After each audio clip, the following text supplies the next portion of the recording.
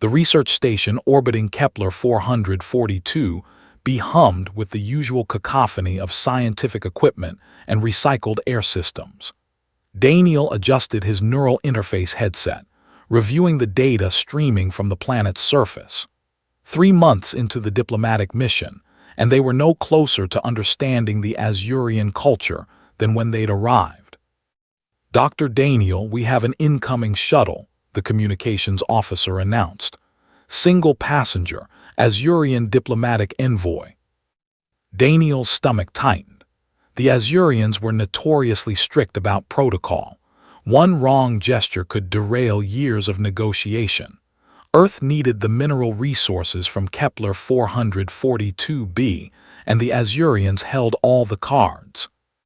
The airlock hissed open, revealing a figure that made Daniel's breath catch. She was humanoid but distinctly alien. Her skin held an iridescent quality that shifted between silver and blue under the station's lighting. But what drew his attention was the metallic collar around her slender neck, ornately decorated with symbols that seemed to pulse with their own light. "I am Melissa, third arbiter of the Azurian Council," she said, her voice carrying a melodic resonance that the translation implants couldn't quite capture. "I have been sent to conduct the final assessment of human Azurian compatibility." Daniel extended his hand in greeting, then remembered Azurians found physical contact presumptuous. He converted the gesture into a formal bow instead. "Welcome aboard, Arbiter Melissa. I'm Dr. Daniel Chen, Xenoanthropology lead." Over the following weeks, Melissa conducted her assessment with methodical precision.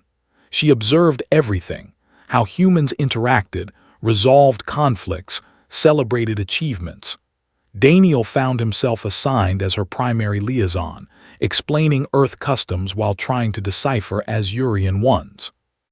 He noticed things about her: the way her collar's symbols changed patterns when she was deep in thought, how she tilted her head slightly when processing unexpected information, the rare occasions when something amused her and her eyes would shimmer like starlight on water. "Your species is chaotic," she observed one evening in the observation deck, watching Earth rise over the planetary horizon. "Yet there is a pattern to your chaos. It is intriguing." "I'll take that as a compliment," Daniel replied with a smile. Melissa turned to face him fully. "On my world we value order, structure. Every citizen knows their place, their purpose.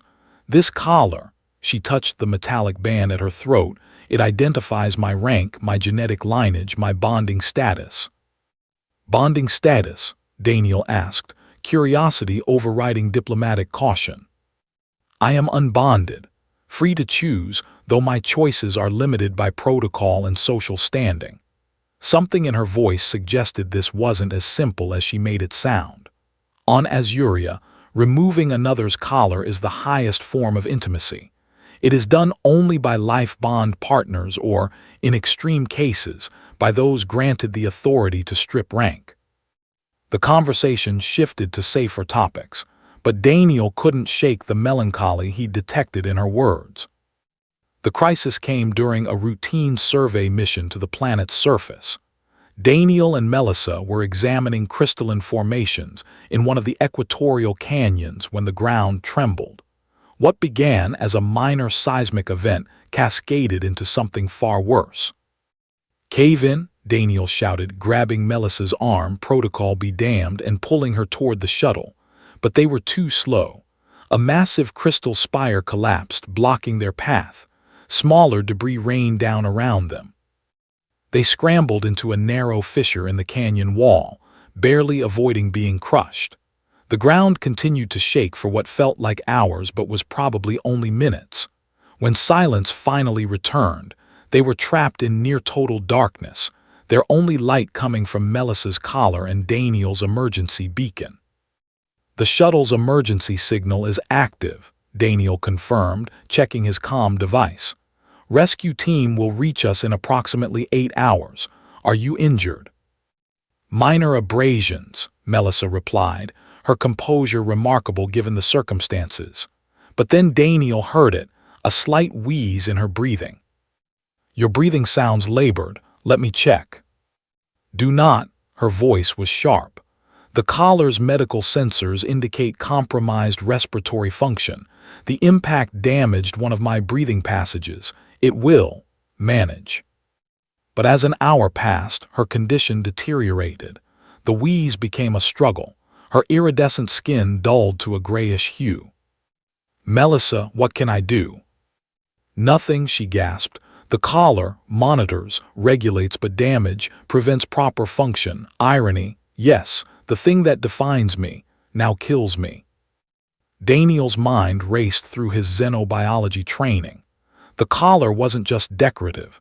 It was integrated into Azurian physiology, regulating multiple biological systems. Damaged, it was causing a cascade failure. If I remove it, he said slowly, would your body compensate on its own? Yes, but you cannot, law. I don't care about the law. I care about keeping you alive. Melissa's eyes locked onto his, fear and hope warring in their depths. Daniel, you do not understand. To remove an Azurian's collar without being bonded, and then surviving the act together, our law recognizes you as my life bond, my spouse. There is no reversal, no annulment. It binds our genetic codes at a quantum level. 8 hours is too long, Daniel said, his hands already moving to examine the collar's locking mechanism. We'll figure out the legal implications later. Your career, the treaty, everything means nothing if you're dead. The collar's lock was complex, designed to be tamper-proof. But Daniel's fingers were steady, his neural implants interfacing with the collar's quantum encryption. Minutes stretched into eternity as Melissa's breathing grew shallower. Finally, with a soft chime that sounded almost like a wedding bell, the collar released. Melissa gasped, her body convulsing as biological systems recalibrated. Daniel caught her as she fell forward, supporting her weight. Gradually, color returned to her skin. Her breathing steadied, deepened, normalized. When she finally looked up at him, tears, very human tears, streaked her face. You foolish, beautiful human, do you realize what you've done? Daniel smiled, still holding her. Yeah, I think I just got married. Melissa laughed, a sound he'd never heard from her before, genuine and unguarded. According to my planet's law, yes, you are now my spouse. Our genetic signatures are entangling as we speak. The council will be scandalized. Will they still approve the treaty? They will have no choice.